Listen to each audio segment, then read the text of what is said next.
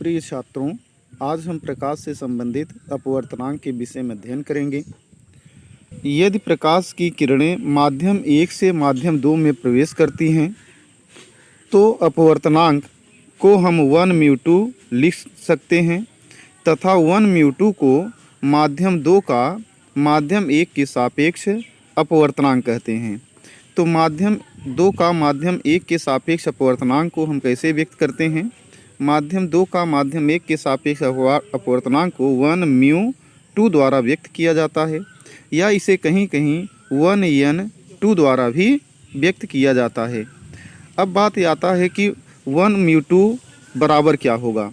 तो 1μ2 बराबर होगा, 1μ2 को हम इस तरह से भी पढ़ सकते हैं, माध्यम 1 के सापेक्ष माध्यम 2 का अपवर्तनांक बराबर होगा माध्यम 2 का निरपेक्ष अपवर्तनांक बटे माध्यम 1 का निरपेक्ष अपवर्तनांक, और यही बराबर होता है साइन आई बटे साइन आर के। आप लोगों ने प्रकाश के अपवर्तन के नियम में देखा था कि दूसरा नियम स्नेल का नियम था कि आपतन कोण की जा तथा अपवर्तन कोण की जा का अनुपात सदैव नियत होता है, जिसे हम स्नेल का नियम कहते हैं, और वही नियतांक क्या कहलाया था? अपवर्तनांक कहलाया था। तो ठीक इसी तरह से अपवर्तनांक को हम n या 1μ2 द्वारा व्यक्त करें तो 1μ2 बराबर होगा माध्यम 2 का निरपेक्ष अपवर्तनांक बटे माध्यम 1 का निरपेक्ष अपवर्तनांक, और यही बराबर होगा साइन आई बटे साइन आर के। यदि माध्यम का अपवर्तनांक निरपेक्ष के सापेक्ष लिया जाता है तो यह माध्यम का निरपेक्ष अपवर्तनांक कहलाता है। यदि प्रकाश किसी माध्यम में प्रवेश करे लेकिन वह निर्वात से उस माध्यम में प्रवेश करता है तो उस स्थिति में निरपेक्ष अपवर्तनांक ज्ञात किया जाता है। तो यही आपको बताया जा रहा है कि यदि किसी माध्यम का अपवर्तनांक निर्वात के सापेक्ष लिया जाता है तो यह माध्यम का निरपेक्ष अपवर्तनांक कहलाता है। किसी माध्यम का निरपेक्ष अपवर्तनांक साधारणतः अपवर्तनांक भी कहलाता है, और यदि माध्यम का हम निरपेक्ष अपवर्तनांक निकालते हैं तो वह साधारणतः क्या कहलाता है? अपवर्तनांक भी कहलाता है। तो किसी माध्यम का निरपेक्ष अपवर्तनांक कैसे ज्ञात करते हैं? जैसे यदि प्रकाश की किरण निर्वात से कांच में प्रवेश कर रही है तो उस माध्यम का या कांच का निरपेक्ष अपवर्तनांक μg बराबर होगा वायु में प्रकाश की चाल या निर्वात में प्रकाश की चाल बटे कांच में प्रकाश की चाल के।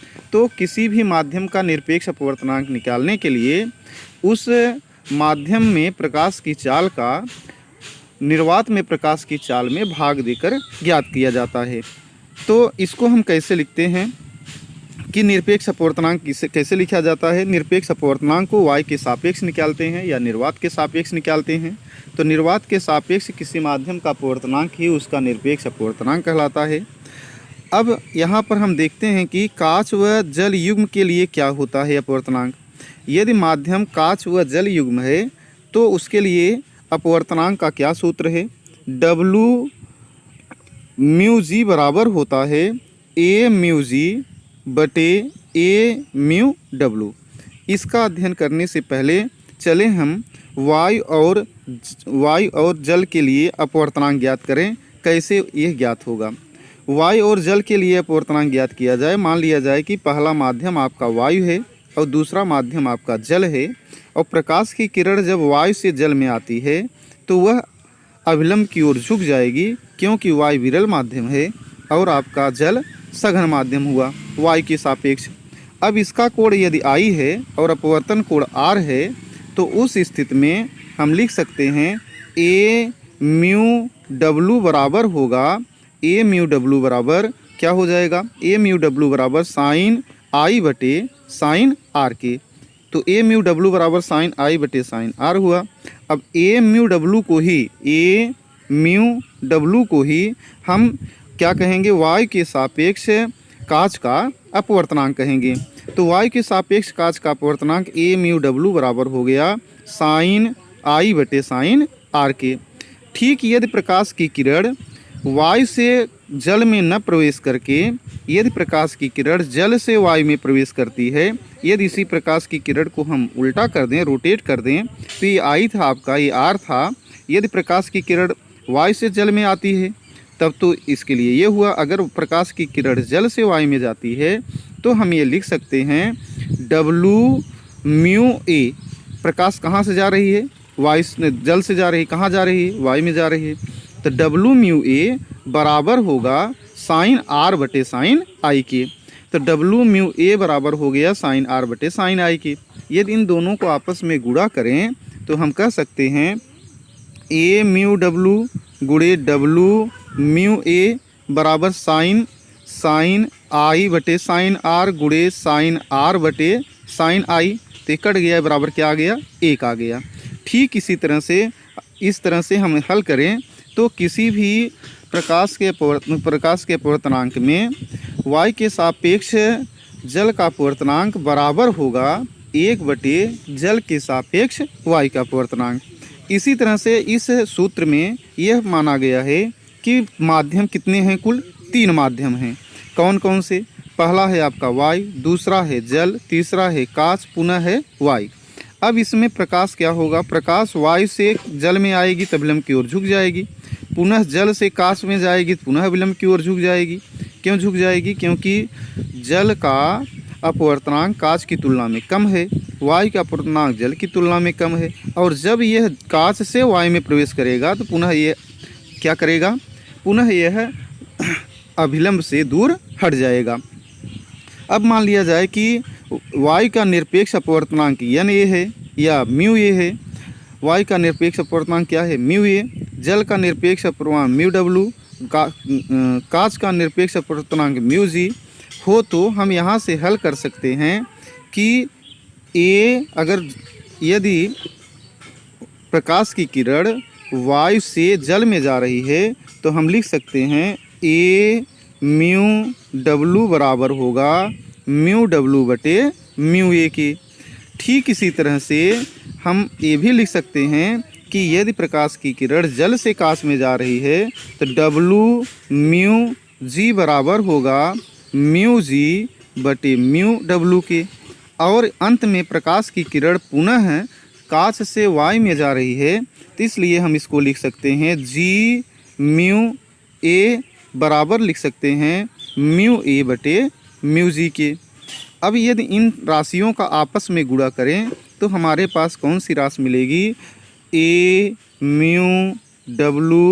गुणे W/μg गुणे G/μA बराबर हो जाएगा A/μW के स्थान पर क्या लिखेंगे? μW बटे μA गुणे W/μg के स्थान क्या लिखेंगे? μg बटे μW गुणे G/μA के स्थान क्या लिखेंगे? μA बटे μg।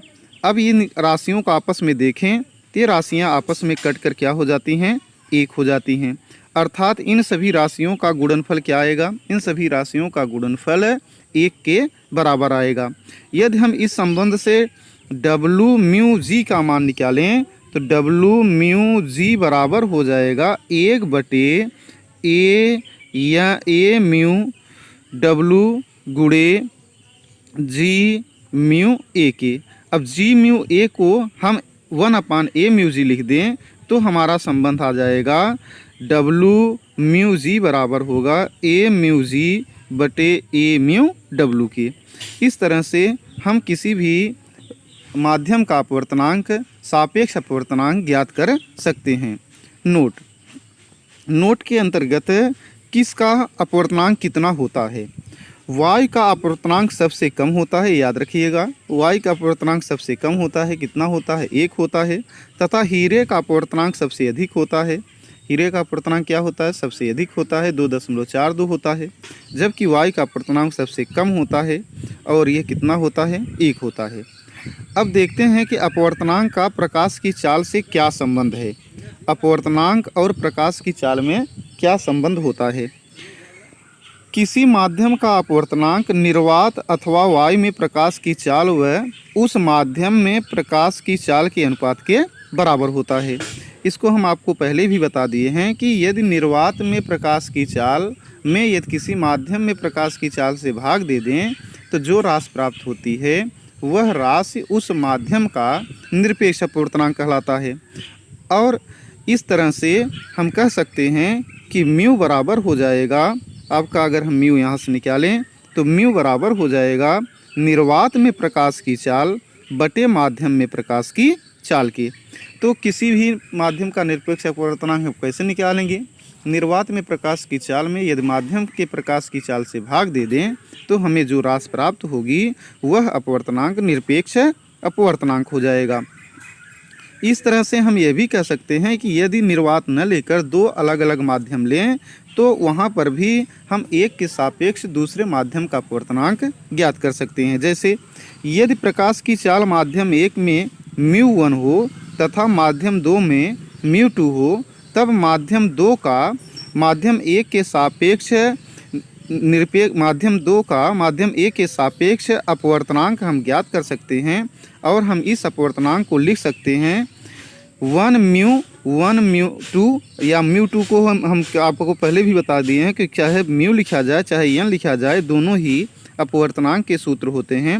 1n2 या 1 μ2 बराबर होगा v1 बटे v2 अर्थात माध्यम 1 में प्रकाश की चाल बटे माध्यम 2 में प्रकाश की चाल। एक सूत्र आप लोग याद रखिएगा कि कहीं पर भी कि कोई संबंध दिया जाए तो हम इस संबंध की सहायता से उस राशियों का मान निकाल सकते हैं। अर्थात 1 μ2 बराबर होगा μ2 बटे μ1, माने माध्यम 1 के सापेक्ष माध्यम 2 का अपवर्तनांक बराबर होगा माध्यम 2 का निरपेक्ष अपवर्तनांक बटे माध्यम 1 का निरपेक्ष अपवर्तनांक, और यही बराबर होगा v1 बटे v2 के। v1 बटे v2 क्या है? माध्यम 1 में प्रकाश की चाल बटे माध्यम 2 में प्रकाश की चाल, और यही बराबर होगा साइन i बटे साइन r के। तो हम इस संबंध की सहायता से ये ज्ञात कर सकते हैं कि 1 μ2 बराबर μ2 बटे μ1 बराबर v1 बटे v2 बराबर साइन i बटे साइन r के।